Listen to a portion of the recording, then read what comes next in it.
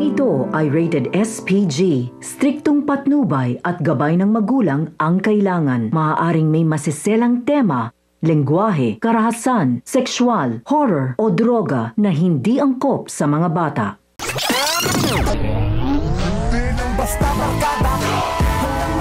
Habang tumatagal ay mas lalong lumalaki ang ulo ni David lalo pat nakuha na niya ang 30% ng mana ng mga kabalyero.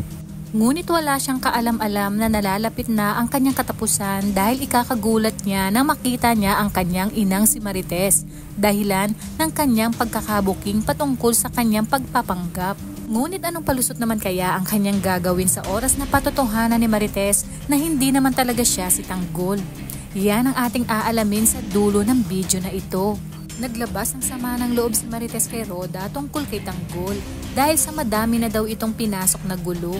Ngunit hindi niya mabanggit ang tunay na dahilan kung saan akala niya nga ay talagang nasa poder ni Ramon si Tanggol.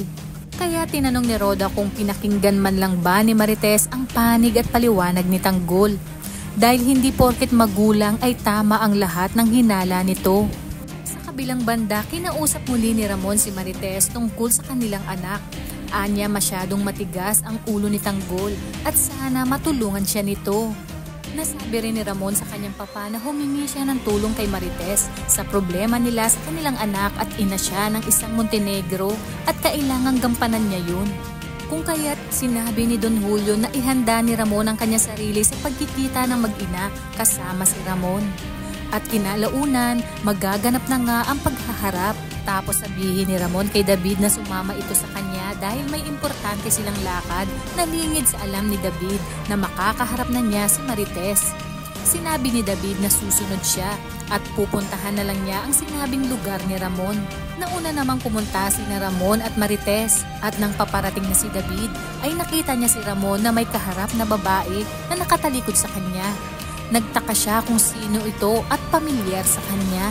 Nakita naman siya ni Ramon at sinenya sana lumapit ngunit kinutuban agad si David na baka ito ang kanyang nanay Tess. Naglalaro sa kanyang isipan at kapag nakita siya ay baka ito na ang katapusan at isang iglap ay mawawala sa kanya ang lahat. Kaya dali-dali siyang umalis at sinabi kay Bullet na pupunta siya ng CR. Ngunit halos isang oras na ang lumipas ay wala pa rin si David dahilan kaya't mas lalong nang galaiti sa galit si Ramon. Iginiit ni Marites na hayaan na umano at inamin niya nga kay Ramon na galing ito sa kanilang bahay at nagkaroon sila ng alitan.